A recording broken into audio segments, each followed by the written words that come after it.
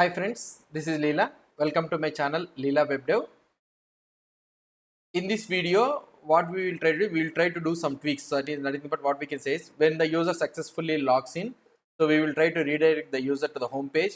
If the user clicks on the logout, we will redirect the user to the login page. So this type of scenarios we will try to see.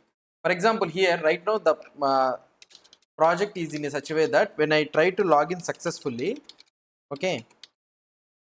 So when I try to log in successfully, so it is login successfully, but it's still staying in the login page only. So what we'll try to do is we'll try to redirect the user to the home page so that he'll be able to he'll be able to see the home page directly when he logs in successfully. And now when he clicks on the logout, see here he is staying there in the home page only. Now we will force him to the login page here so that we can see the login page when he directly logs out. So first let's try to see the login. So when he clicks on the login, he need to go to the home page, right? So let's go to the where this login page will be. So I will close all things. So login.js, I will open this login.js file, and here is the login action, and let's try to send the props.history. So props.history. Okay. So in the props.history, in the login action, let's take this history we have take. So now when we successfully dispatch the action, so now let's try to move history dot push to the home page. The same scenario, what we can do is for the sign up also we can do it the same scenario. So sign up dot js, and here we can send the history, and in the sign up action what I can do is here I can take this history directly, and the history we can do history dot push of slash. Okay, so we have directly pushed the user to the home page. Now let's try to see unexpected use of history. So now here we will try to refresh it. Okay, let's go to the login.js props.history. We are having the props.history. Fine. The login dot here is how we are having the history here. Yeah, I would say not a problem. And here, yeah, it's props.history, not. So now in the auth actions for the sign up also, hopefully we have did the correct only. I'm thinking. Yeah, we have did the history.push. So fine. So now let's try to see the output here. So now I am trying to see the output here.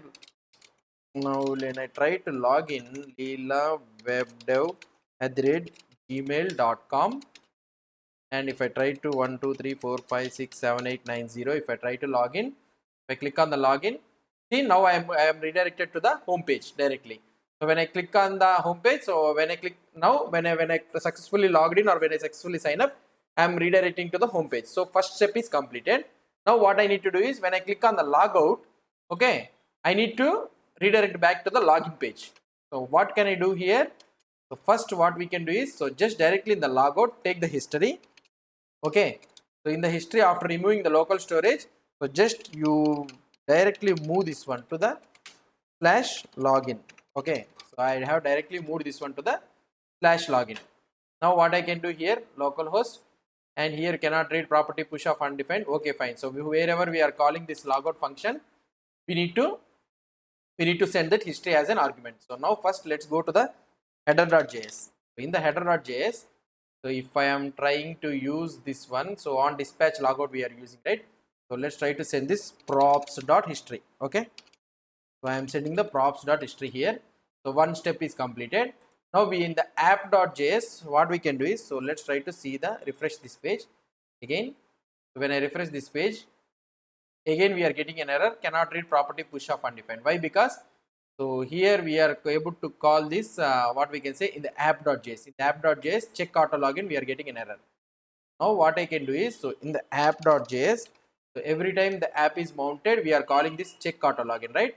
So let's try to pass the props here. So props, and here I can do props.history. Okay, so props.history. Now if I try to refresh this page, so what will happen? So again we are getting an error. So now this check auto login, so we will take this history as an argument. Okay, now we will pass this history to the logout. So here we are using this logout, right? And here also we are using this history. So let's pass this history. Okay, the logout we have passed the history. Now if I try to refresh this page, still we are able to we are getting this error. Why we are getting this error?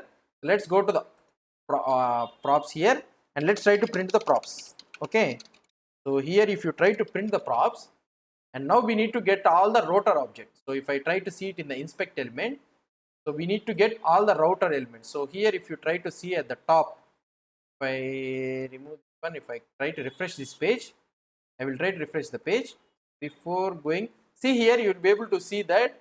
So if you try to see here, we are getting an empty object in the app.js. So what could be the reason here is, if you try to see here, the browser router, here we are using the browser router in the app.js. So that is the reason we are not able to access the browser router here.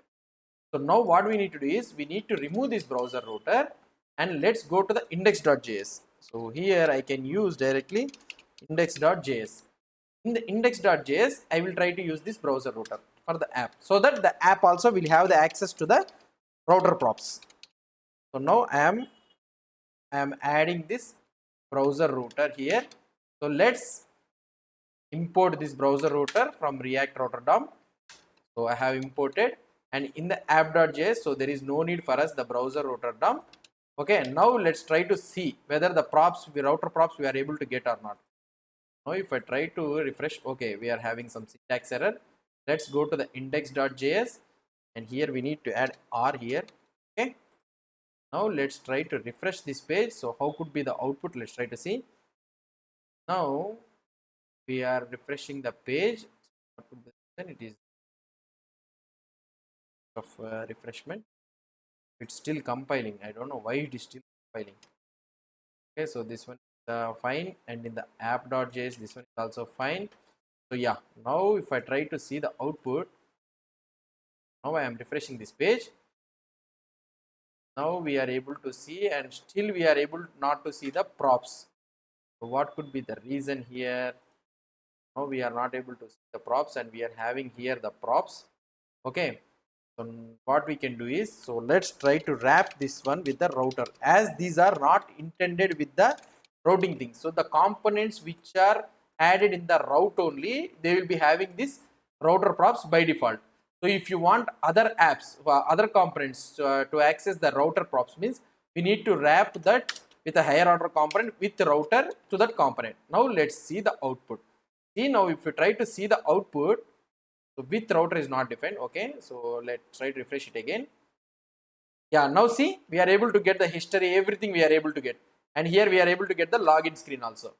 So now what I can do here, Leela webdev @gmail.com, and 123456789 we have added, and let's click on the login. We are able to move to the home page, and I will click on the logout. Now logout is not working. So what could be the reason here? So now the logout is not working. So now in the header, we have used this header, right? In this header, we are trying to pass the history. So here also the same thing, the props history will be not present. Why? Because this header is not intended to any routing thing. So whatever the route component you are mentioning, there only you will be able to access the props history. So now if you want to access the props history in the header also, what we need to do? We need to wrap this entire connect thing with router. Okay. So we need to wrap up entire thing with a higher order component with router. Now if I try to pass this with router, now let's try to see. Now I am refreshing this page, so I am able to see the login. Here I will try to do leelawebdev@gmail.com and 123456789 I clicked on the login. Here I moved to the home page. I clicked on the logout. See, I went to the logout page, and here we are able to see login successfully completed. So this is somewhat bad, right? So now what we can do is, on successful logout, so let's go to the auth reducer. So on successful logout, so in the auth reducer, on successful logout, so here what we can do is, so just we can copy this success message and error message, and we can make it empty. Okay, literally we can make it empty. So now here if I try to refresh this login page, okay, I am able to log in. So leelawebdev@gmail.com and 123456789 and here login, the logout. So I am clicking on the logout. We are able to go out of the logout, and also we are not able to see the message. And another thing, one thing what we have left to it, So run logout timer. So that is nothing but what we can say is in the auth service, you try to see here we are again calling this dispatch logout automatic logout. So here also we need to call the history. So here what we can do is history and just pass this history to here, and where we will be using this one run logout timer. Here we are using this history. So we are running the timer, right? So in order to log out when the token is expired automatically, and where we will be calling this one again in the auth actions.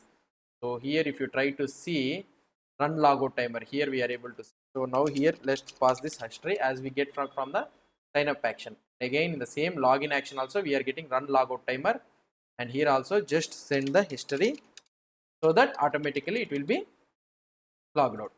So this is how we will be doing the.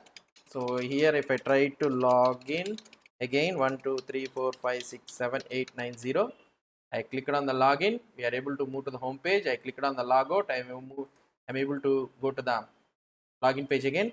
So here I can write something like hi Leela leela.com or something like this. So 1 2 3 4 5 6 7 8 9 0, same password. Click on the sign up, so it moved to the logout page, successfully signing out. Clicked on the logout thing, we went to the login. Now only what is the thing we need to do is, so we have redirect ultimate, so we have did the redirecting thing. So now what is the thing remaining is, so if I try to log in again, if I click on the login, we went to the post page, fine. Now let's try to type /login here. See, now we are able to see the login again. So but the user is already logged in, but still he is able to see the login page. So this is the thing we need to write it. So that means we are already logged in, means so we should not access this login or sign up page. So we have to protect the routes. So now when I click on the logout, so now we should not able to see the post page also. So he should not able to access this post page also. Why? Because so if I click on the post page, so he should be able to. Okay, so now we are able to redirect into the login. Why? Because he is checking in the auto login. So now in the post page, what we can now in the next video, what we'll try to do is we will try to protect the routes. When the user is logged in only, he will be able to access the post. When the user is already logged in, he cannot access this sign up and login. So this protecting of the routes, we will try to see it in the next video. If you have any doubts or any suggestions, please post the comments below to this video.